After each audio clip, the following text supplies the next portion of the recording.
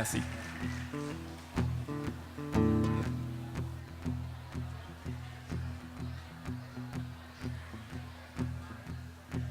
Sauf des mouchards et des gendarmes, on ne voit plus par les chemins que des vieillards tristes en larmes, des veuves et des orphelins, Paris suinte la misère, les heureux même sont tremblants, la mode est au conseil de... Moi j'avais écrit un texte que je vais lire en fait après. Donc il y a Jane là, et puis elle m'avait dit qu'il y aurait de la musique. Puis comme nous on fait des chansons un peu sociales, engagées, on va dire, j'ai proposé ça.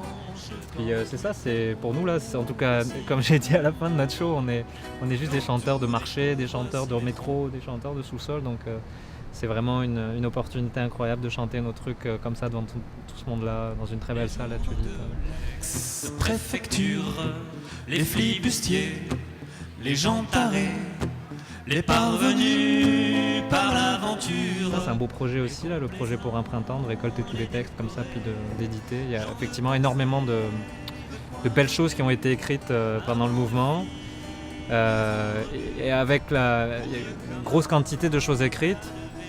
Et ça aurait été dommage de perdre tout ça en fait, parce que ça noyait un peu là, tous les jours il y avait des choses.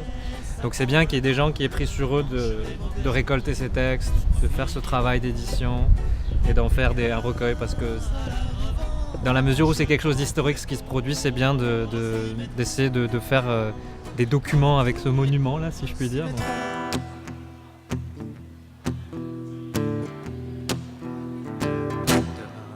Demain les gens de la police refleuriront.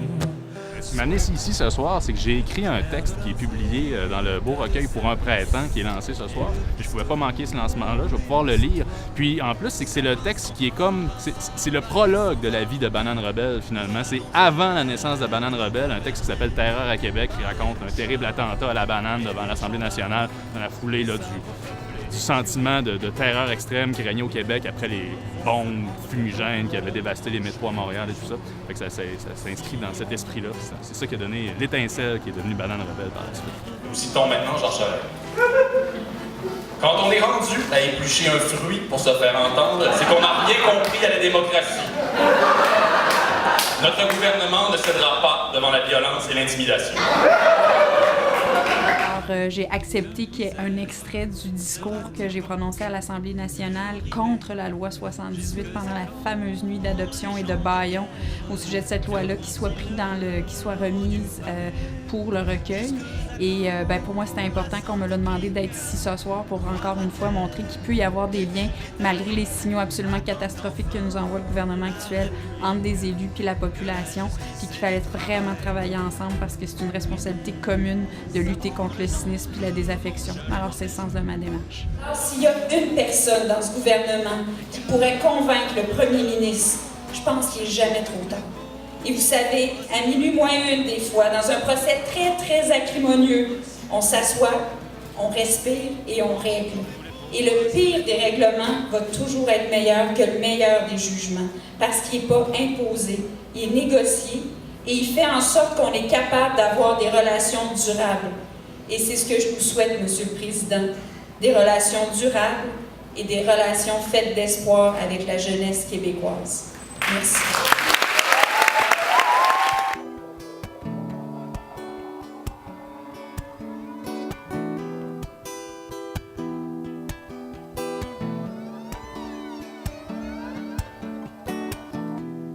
On a Monday night, you stole my heart and my life. En fait, moi, j'avais écrit un texte déjà pour... en fait, sur Facebook, là, j'écrivais vraiment beaucoup par rapport à tout ce qui se passe en ce moment, le mouvement au Québec, puis avoir l'appui des gens, puis tout ça. Puis c'était un message beaucoup par rapport à retourner s'autosuffire le plus possible, parce qu'aujourd'hui, on dépend de tout ce qui nous entoure, puis je trouve ça dommage. Je veux dire, aller pêcher dans un creek, c'est magique, là. Puis, c'est ça, j'avais écrit un texte. Le texte a été choisi pour le livre. Ils m'ont contacté pour me demander si je voulais lire le texte. Puis avec de la chance, j'ai dit c'est sûr que je veux lire mon texte. En même temps, si vous voulez écouter ce que je fais, je me suis vendue un petit peu, tu sais. Puis finalement, j'ai renvoyé des liens sur ce que je fais et ils m'ont dit oui, pas de trouble, écoute, c'est super bon ce que tu fais, on te veut sur le show, puis faire genre 2 chansons, puis j'étais super contente, fait que je vais faire 2 chansons. Que ton corps se cuisine le remords et qui infuse, qui refuse de s'égoutter la pensée pour créer un souvenir versé. Alors, on a écrit à quelques-uns, Éric Pinault, Alexis Martin, Alain Vadeboncoeur et quelques autres, un texte qui a rallié les artistes, où on a dit, au fond, on est ensemble, nous sommes ensemble, nous sommes là, vous n'êtes pas tout seul, considérant que la question de la hausse des frais de scolarité n'était que la pointe d'un iceberg et que les enjeux fondamentaux étaient beaucoup plus importants que la stricte anecdote de la hausse des frais de scolarité. Et ça fait du bien de sentir qu'il y a ce souci d'amener au cœur de la place publique les vrais débats. Donc, je pense que la prise de parole est essentielle puis qu'elle réveille une fraternité qu'on croyait endormie. Alors, je pense que c'est la beauté de ce geste-là. Ce petit quelque chose que nous savons faire et qu'ils ignorent, qu'ils méprisent, qu'ils essaient d'endiguer et d'exporter le moins possible, cette force qu'on pourrait appeler notre capacité de créer des formes nouvelles, c'est notre arme. C'est de l'avenir du monde dont on est en train de décider aussi et que la démocratie a besoin de nous. Charest et d'autres se portent en gardiens de la démocratie, mais en réalité sont les gardiens de la démagogie et nous sommes les gardiens de la démocratie. Et le début de la démocratie, c'est le dialogue, c'est le débat public et je pense que ce soir, c'en est un bel exemple. Nous savons que cette lumière, que ce feu, rien ni personne ne pourra nous l'enlever. Merci. Moi, je suis un ancien libraire et je suis un fétichiste du livre, donc j'étais très heureux que le texte qui a été repris, par exemple, par Dominique et par Christian, et qui a été mis en image par 99%, soit ensuite repris dans un livre. J'ai collaboré, disons, au projet de lecture du texte sur des images qui cherchaient en fait à rendre hommage au mouvement étudiant. Donc, j'ai prêté main forte à Christian Nadeau qui avait écrit ce très, très beau texte, puis qui voulait lui donner une plus large portée, donc en réalisant un vidéo à partir du texte. Le danger, en fait, des mobilisations populaires, c'est lorsqu'on perd de vue les objectifs particuliers, c'est-à-dire on se concentre sur les motivations et moins sur les objectifs particuliers. Et là, c'est important, dans un lieu comme celui-ci, de rappeler que, oui, c'est vrai, la lutte est populaire, mais la grève est étudiante. Chères étudiantes, chers étudiants, vous nous avez montré la voie. On dit de vous que vous exigez l'impossible. Au contraire, vous ouvrez les possibles. C'est la raison pour laquelle nous serons nombreux à vous accompagner demain lors de la grande manifestation du 22 juin, en marchant avec vous et en formant une grande haie d'honneur pour saluer votre détermination, en vous applaudissant de toutes les fenêtres. Nous formerons ensemble un grand honneur, oui, un très grand honneur d'applaudissements, une ovation dont l'écho se fera entendre encore et encore pour que dure la lutte et l'espoir. Moi, je suis très contente qu'il y ait un livre qui a été fait à partir de cette grève-là, parce que beaucoup de gens ont une perception complètement erronée de ce qui s'est passé.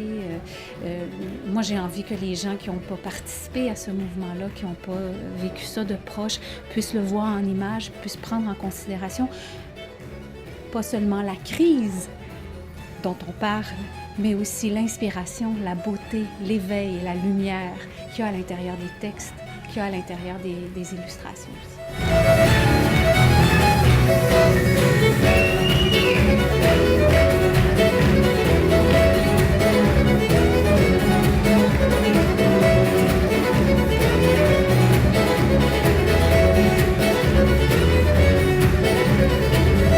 On vient de petit village, tu sais. Simon vient de Saint-Côme, moi je viens de Saint-Élie de Caxton.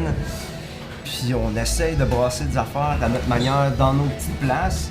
Puis quand on a des appels comme ça, de se produire sur des scènes relevées de Montréal comme ça, pour le mouvement, pour apporter quelque chose à tout ce qui se passe, ça nous fait plaisir de contribuer à la patente.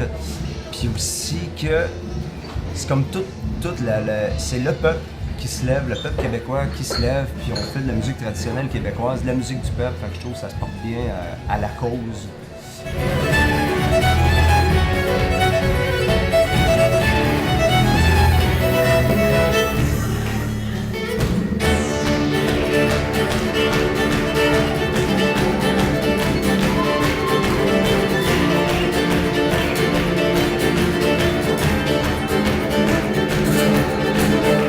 Nous autres, on en fait, en tout cas. Ah ouais, à Saint-Élie, ouais. Puis on est genre 10, 15, 20, on fait des casseroles. Mais là, il y a un gars sur le bord, il y a une rivière à Saint-Élie, il y a une rivière qui sépare le village en deux, qui fait qu'il y a le haut de la côte puis le bas de la côte. Puis il y a un gars en bas de la côte qui est pas d'accord. Puis là, l'autre fois, on manifestait, on était rendu sur le pont, genre, pour traverser la rivière, pour arriver en haut de la côte. Puis lui, il est en bas de la côte, puis là, il a sorti son pick-up, puis tous ses moteurs. Il a sorti sa tondeuse, son tracteur, son 4 roues. Il a tout sacré ça dans le fond. Il a parti ses moteurs de tout, il a tout mis ça dans le fond. Il a sorti avec son pick-up dans la rue, puis il a fait un show boucan, là, tu sais. Fait que ça fait pas plaisir à tout le monde, même des petits villages et tout, mais pourtant c'est bien peace and love ce qu'on fait. Mais c'est correct en fait, tu sais. Faut que ça dérange, faut brasser quelque chose.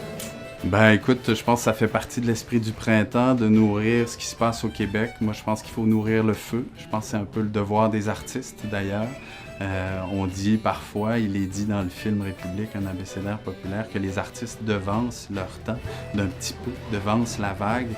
Je pense que c'est le devoir des artistes de suivre l'intuition, d'essayer de nommer l'intuition collective.